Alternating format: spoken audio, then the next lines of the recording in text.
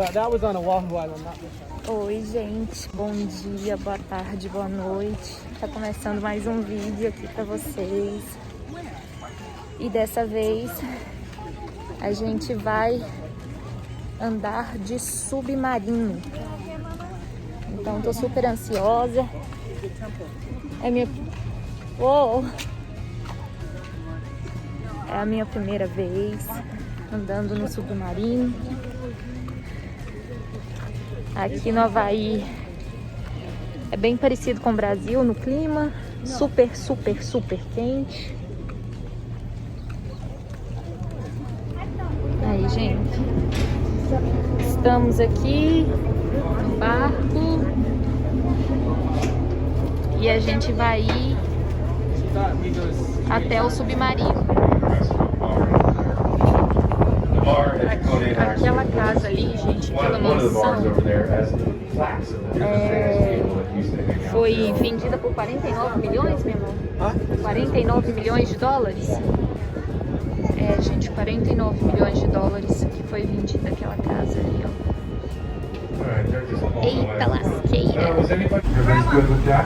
Okay, onto the submarine. Ready for a swim? Once we get tied up on the submarine, we're going to cross over on a ramp and we're going to cross the top of the submarine and head down a couple of hatches, okay? Once we get to those hatches, you got to climb down a ladder to get. Once you get seated down below, about knee level in front of you, you're going to see some white compartments. Those are the emergency compartments. Those open up during the tour. The first thing you're going to be instructed to safe to cross over. I'm going to tell you guys, because of these lousy masks, I can't see anybody's faces during the tour. I can't tell if you're frowning.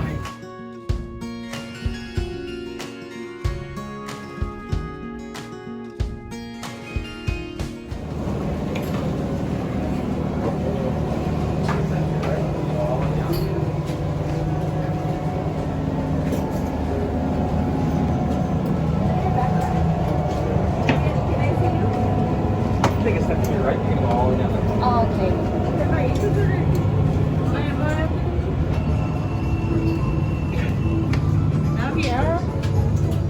Thank you so much. Oh. Okay, you're going to want to have her turn around or you're going to lift her down. Sorry. Because I don't use. Oh, she didn't use it. She didn't use that. Yeah. You guys are head to your right, all the way down. Welcome aboard. You got to stop and turn around. Olha que chique, gente. Já estamos debaixo do mar. Aí, gente, esses serão os tipos de peixes que a gente vai ver agora no submarino. Vai ver do submarino, né? Vamos ver tudinho. Ó, gente, estamos já a 9 pés abaixo do mar.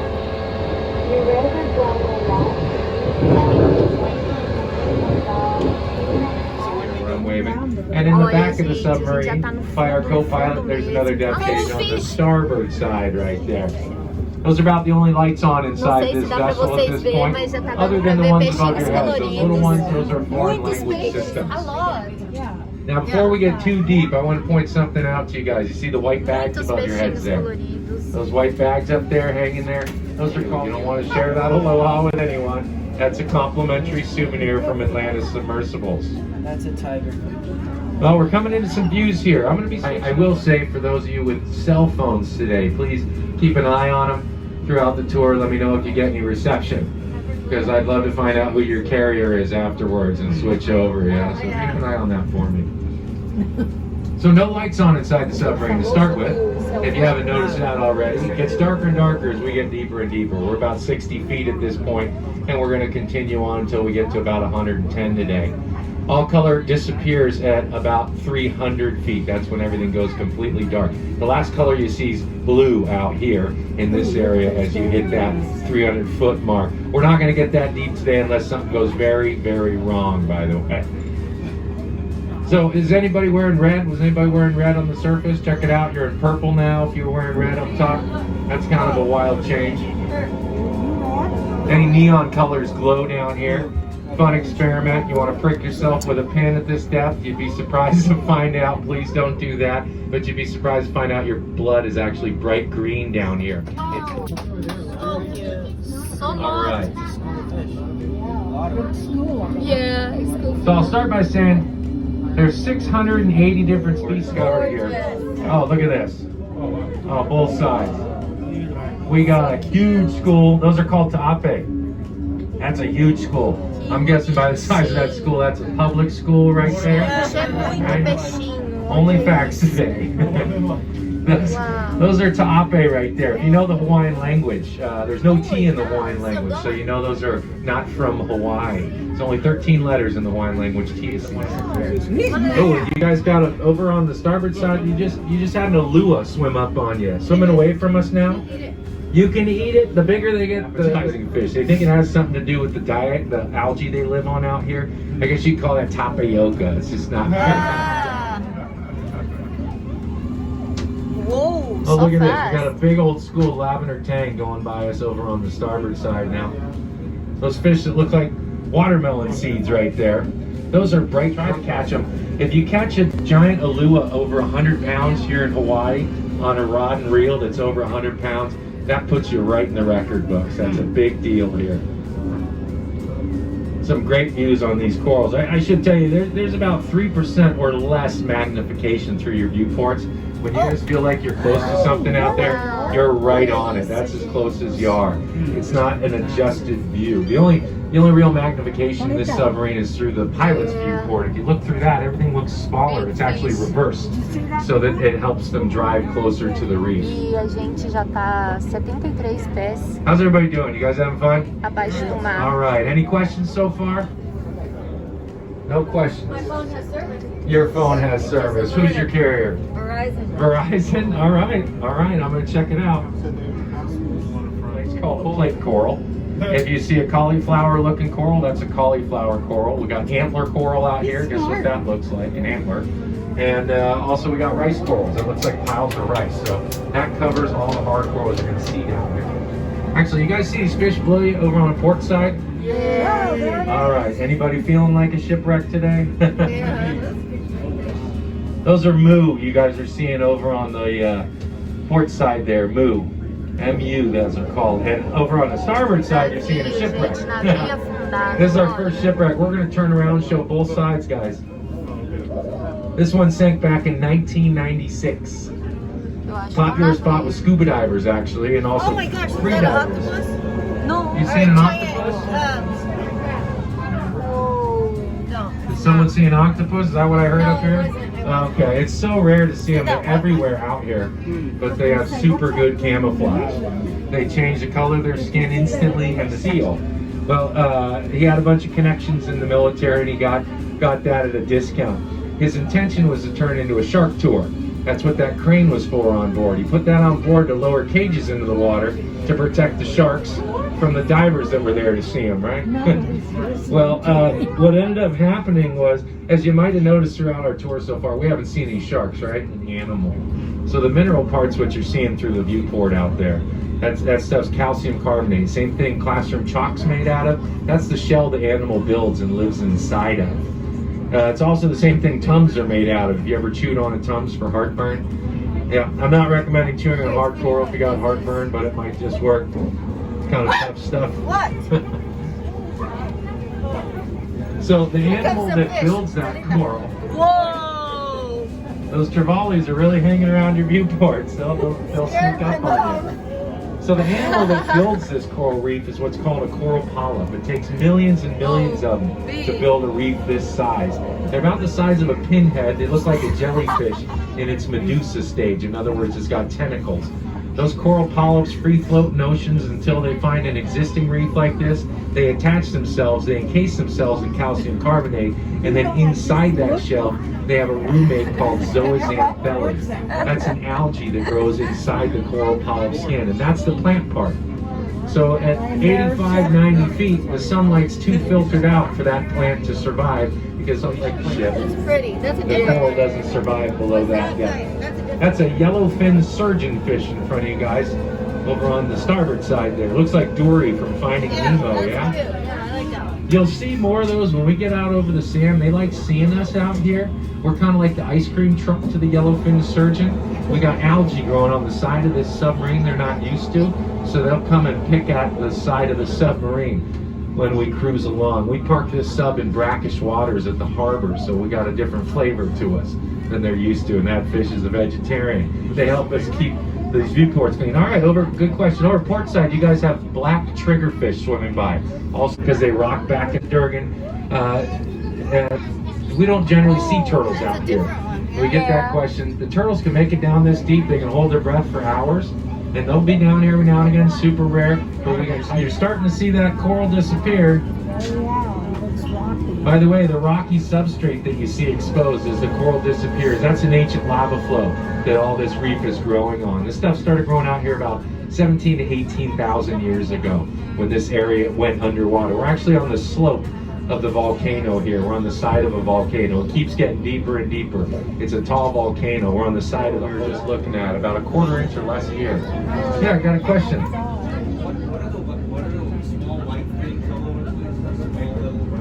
On the bottom, the small one, or the white stuff floating by the viewport? That's mostly plankton. We call it marine snow, yeah? Looks like it's snowing out there. I'll tell you, plankton's defined as anything that can't self-propel against gravity. Oh, right there, shark. That's a white-tip reef shark. Wow. That's a big white-tip reef shark right there. That's rare to see, guys. Whoa. Everybody see that? All right, that's $5 extra for everybody on board if we see a shark, by the way. Too late. You just laid it too. That's a big one. Yeah, those white tips are one of the...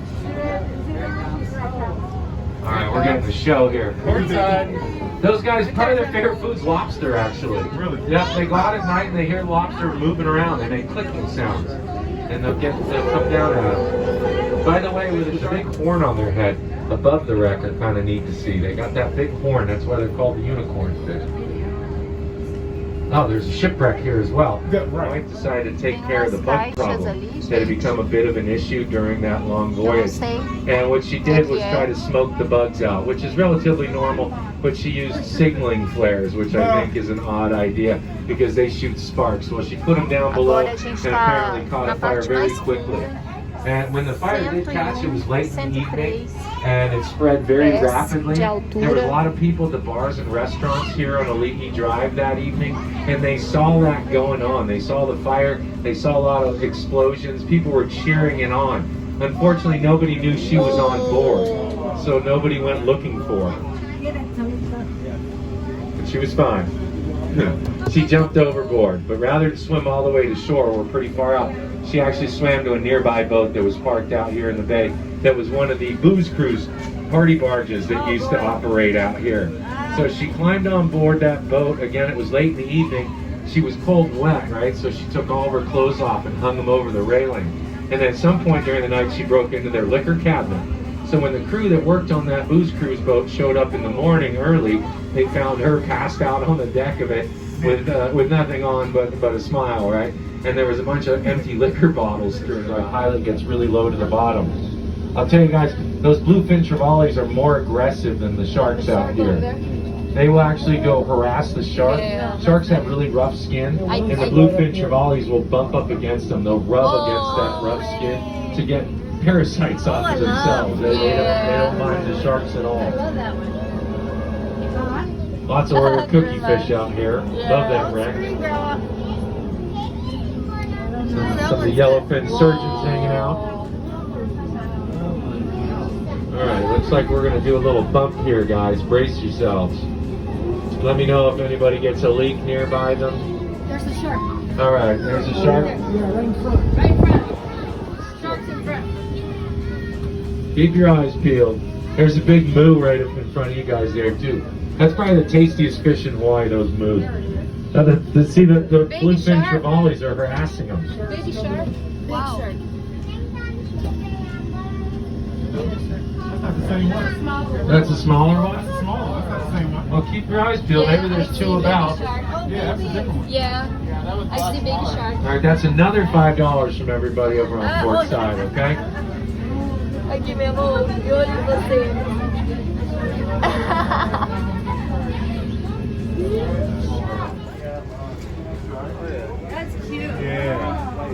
That's a white tip shark. White tip reef shark. I'm sorry. Aqui, gente. Aqui. No, aqui. Here, people. Alright, he's coming back. Okay, there you guys go.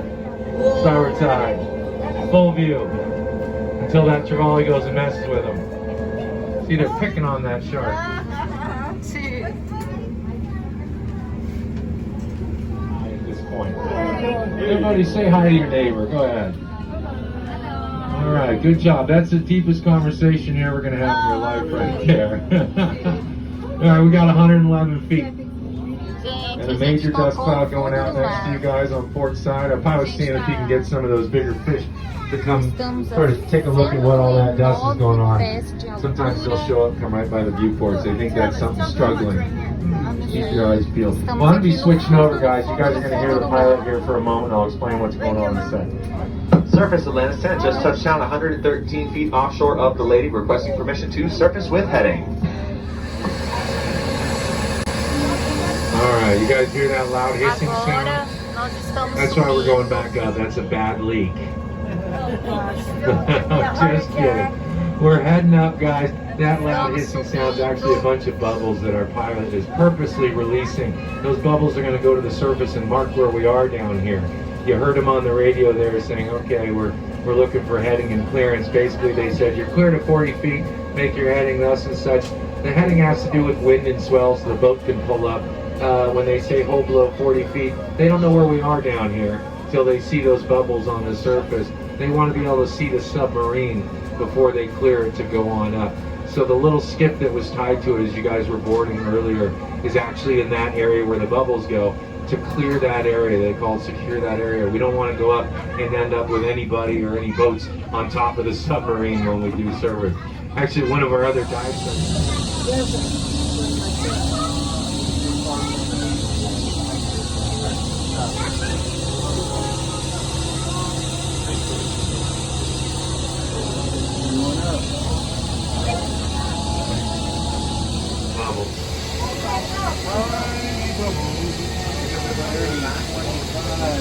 Oh, that's so cool.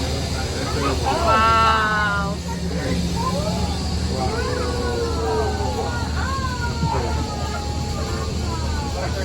Bubbles, the girls are out saying that.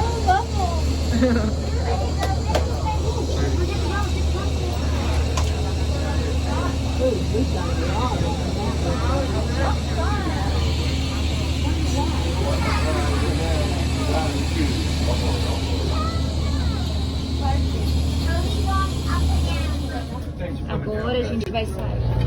Okay. Oh, thanks. I appreciate that, guys. Thanks for coming down. Thank you so much.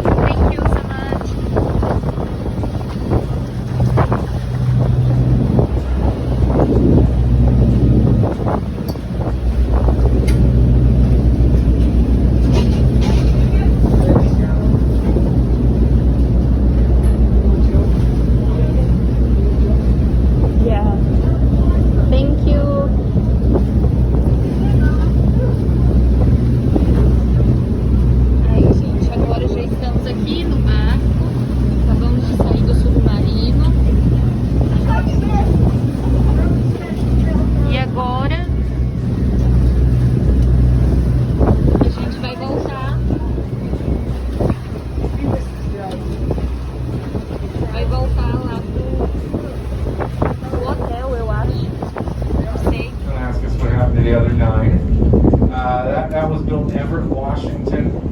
They built it in Everett, Washington because it had to be built in U.S. waters if it was going to operate in U.S. waters. That's U.S. shipping law. The cost of that back in 91 was about $3.5 million to build. If you wanted that same model today, $11 to $13 million for the submarine. I don't recommend owning one. Very expensive. Have they started switching arms yet, guys?